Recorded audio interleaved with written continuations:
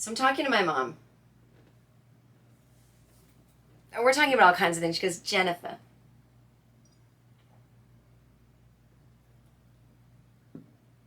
But it's interesting because I did talk about this on my podcast months ago about that dumb notion of the friend zone when guys get mad that women just want to be their friends. And there's this notion that, oh, she's just using me. She was leading me on. And it's like, we don't look at you guys as objects. So when we want to be friends, we're actually treating you like humans. You're the ones that think we're only there to be your girlfriends or pined away after in a weird way that makes us uncomfortable. So this friend zone thing has got to fucking stop. I'm tired of even, healthy, normal, woke people using it. So anyway, my mom goes, Jennifer, I read this article in the Boston Globe. This guy had prostate cancer. And, he survived. And he wrote an article about it. I thought it might be interesting, We've got cancer survivors in our family. And the whole thing was about his penis. And I thought, what? I mean, he never says, oh, I'm so glad I survived cancer because I love my wife and I get to spend more time with my kids now. No, it was all about, is my penis going to work? And the first thing he did after he found out, after everything was over, he got Viagra. And then he's like, oh, I better try it out. Is it going to work? And I'm just thinking, his poor wife, she probably enjoyed the break. And now that's the first thing on his mind.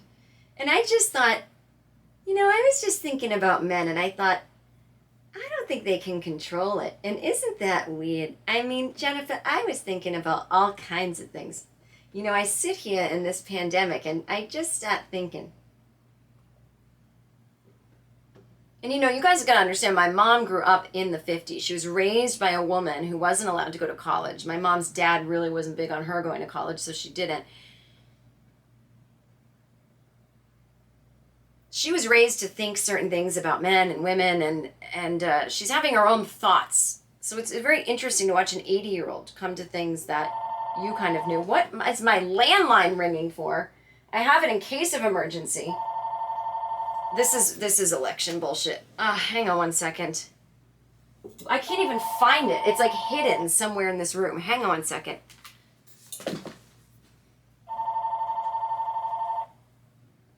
I can't find the phone. Oh, it's behind the TV. Ugh. Take me off this list.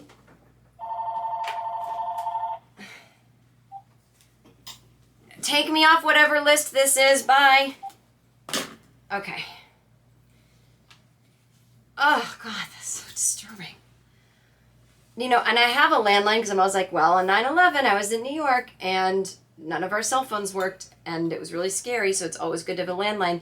And I just realized last year that I don't have a landline in the traditional sense.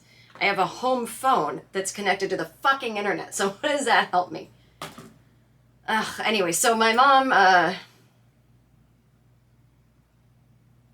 will have these revelations and she'll say them to me. And I find them fascinating because she's not taking some women's studies course. She's just realizing things, and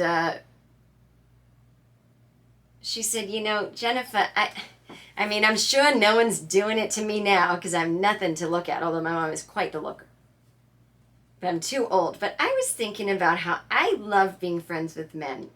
I have all kinds of friends. And I'm thinking at the casino at Foxwoods, when your father and I would go on weekends, and, there's men there that I'm friends with, and I'm looking back, and I'm going, are these men secretly thinking thoughts about me? Or are they just talking to me because I'm a woman, but I really want to be friends with them?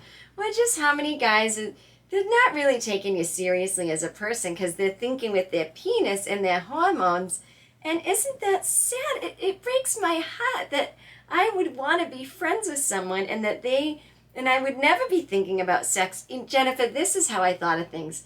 I thought if a man had a wife or a girlfriend, then he would get his penis stuff done with her. And if he didn't, and he really needed to, he goes to a prostitute or he takes care of it himself.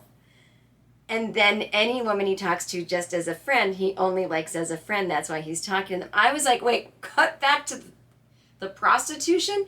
Well, I'm just saying, if prostitutes are there, I'm not saying I agree with it, but if there's a prostitute there, then go do what you do with a prostitute. Go take advantage of that situation. That's what they're there for. You know, if they're willing to do that for money, go, okay, you pay them. You've got to take care of yourself, or you do it yourself. But I didn't think that men are like talking to you, hoping that you'll do something for them when they're not I'm not a prostitute or their girlfriend, so I'm not gonna. But I think that, like, in their minds, that's why they're interested in talking to you, because they think, well, maybe. I don't know. I find it so sad. Now, I know my mom's not taking into account gay guys, but she's not talking about gay guys. This is why we love gay men. They do not want to have sex with us, and sometimes we just want to talk to men with no confusion. And I know I'm not taking into consideration bisexual men. I'm talking about just straight up gay men who are like, can't picture it. Can't picture it.